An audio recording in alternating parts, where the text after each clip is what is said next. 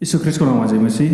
आज म तपाईँहरूको माझमा एउटा अत्यन्तै सुन्दर आराधनाको गीत लिएर उपस्थित भएको छु। यो गीतको बोल रहेको छ बाटो सनातनको, जुन चाहिँ रोहित थापाले गाउनुभएको। आज म तपाईँहरूलाई यो गीतमा पियानो कसरी बजाउने भन्ने विषयमा म तपाईँलाई सिकाउने छु। सो पहिलो प्रथम हामी इन्ट्रो कसरी बजाइन्छ भन्ने कुरोलाई हामी हेर्नेछौँ।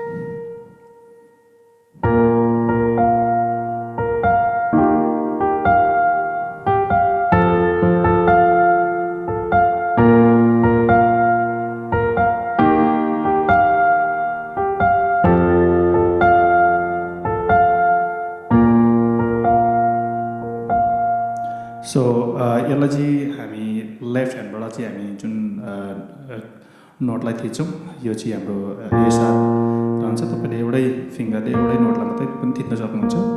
अनि यसमा लेफ्ट ह्यान्डबाट चाहिँ तपाईँले एसारको बेसलाई थिच्न सक्नुहुन्छ। अनि त्यस पछाडि डी सार्पको बेसलाई, अनि त्यस पछाडि एफ मेजरको बेसलाई तपाईँले थिच्न सक्नुहुन्छ। सो पहिलो प्रथम तपाईँले जुन इन्ट्रो बजाउनु आउँदाखेरि चाहिँ ए सार्प बजाएर लेफ्ट ह्यान्डले एफ सार्प बजाएपछि तपाईँले राइट ह्यान्डले पनि तपाईँले एफ ए सार्पको नोटलाई थिच्न सक्नुहुन्छ। अनि एफ यसरी तपाईँले दुईचोटि त्यसलाई डोहोऱ्याउन सक्नुहुन्छ। पहिला चाहिँ तपाईँले डोहोऱ्याउन सक्नुहुन्छ। अनि फेरि तपाईँ ब्याक टु तपाईँ फेरि डी सार्पमा आउनुहुँदाखेरि चाहिँ डी सार्पको लेफ्ट ह्यान्डले तपाईँले थिच्नु हुँदाखेरि चाहिँ त्यहाँदेखि तपाईँले फेरि राइट ह्यान्डको जी मेजरको कीलाई तपाईँले थिच्न सक्नुहुन्छ। अनि यो तपाईँले फेरि यसलाई नै दुईचोटि बजाउन सक्नुभएपछि अनि एफ को कीलाई तपाईँले थिच्न सक्नुहुन्छ। लेफ्ट ह्यान्डले एफमा तपाईँले स्विच गर्नुभयो भनेदेखि चाहिँ यहाँको ए को नोटलाई तपाईँले थिच्न सक्नुहुन्छ। राइट ह्यान्डले एलाई स्विच गरेर यो जुन कान्छीहरूले थिचिएको छ त्यो चाहिँ एफ मेजरको की हो। सो तपाईँले यसलाई चाहिँ कन्सटेन्टली तपाईँले थिच्न सक्नुहुन्छ, यो चाहिँ चेन्ज हुँदैन। सो थम्बको जुन थम्बले चाहिँ तपाईँले स्विच गर्न सक्नुहुन्छ। सो लास्टमा चाहिँ तपाईँले एफ मेजरको कीलाई तपाईँले लेफ्ट ह्यान्डले थिच्नु ए को नोटलाई तपाईँले थिच्न सक्नुहुन्छ।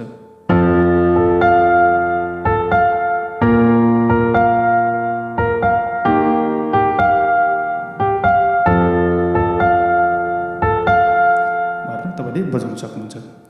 अनि यसमा युजली युज हुने कोडहरू चाहिँ कुन हुन्छ भन्दाखेरि चाहिँ A sharp major, D sharp major, F major. So यति तिनवटा कोडहरू हुनुहुन्छ। सो समटाइम तपाईँले सी माइनरलाई पनि तपाईँले एक्स्ट्रा नोटमा तपाईँले काम गर्न सक्नुहुन्छ।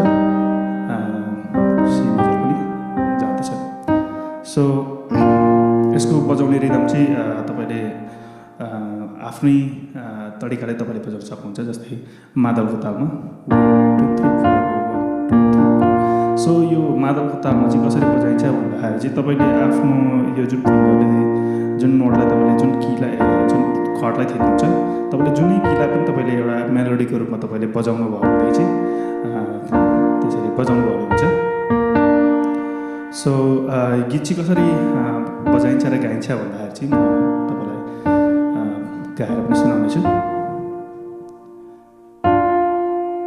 एउटा छ पुरानो बाटो सनातनको, जहाँ म हिँड्दैछु तपाईँलाई पछ्याउँदै, जीवनको नन्दी बिसाउने सुन्दर ठाउँ सुन्छु बाटो यसलाई पछ्याउँदै जाउँ।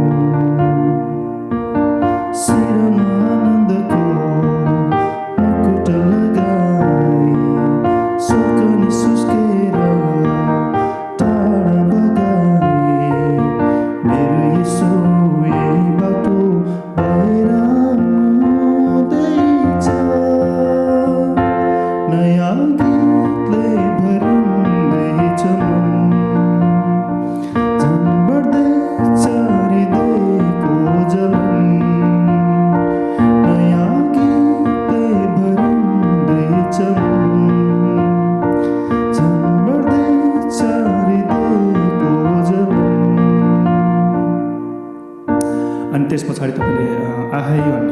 तपाईँले त्यही थर्ड रुट पोजिसनबाट तपाईँले ए सार्पमा बजाउन सक्नुहुन्छ अनि त्यहाँदेखि सेकेन्ड रुट पोजिसनबाट तपाईँले जी माइनरलाई बजाउन सक्नुहुन्छ अनि त्यस पछाडि फेरि एफ लाग्दैन डी सार्प प्रयोग गरिन्छ जस्तै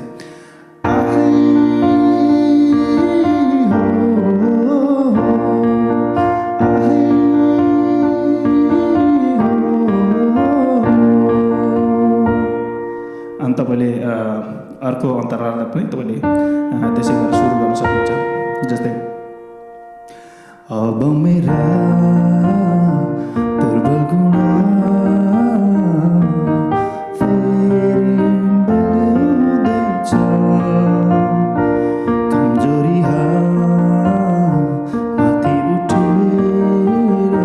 माथि उठेर स्वर्गलाई छुँदैछ अब मेरा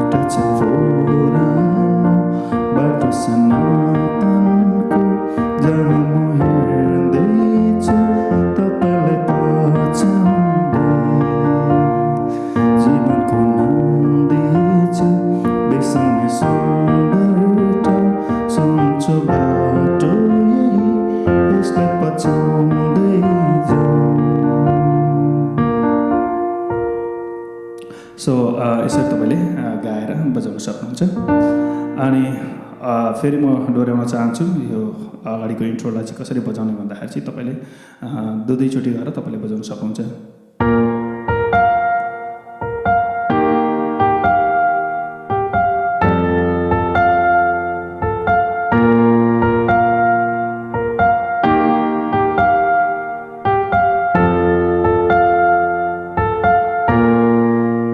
त्यस पछाडि तपाईँले कर्डलाई थिचेर एउटा छ पुरानो भनेर तपाईँले सुरु गर्न सक्नुहुन्छ हुन्छ धन्यवाद तपाईँले यो भिडियोलाई हेर्नुभयो र आशा गर्दछु कि यो भिडियोद्वारा तपाईँले केही कुरा सिक्नुभएको छ भनेर thank you very much for watching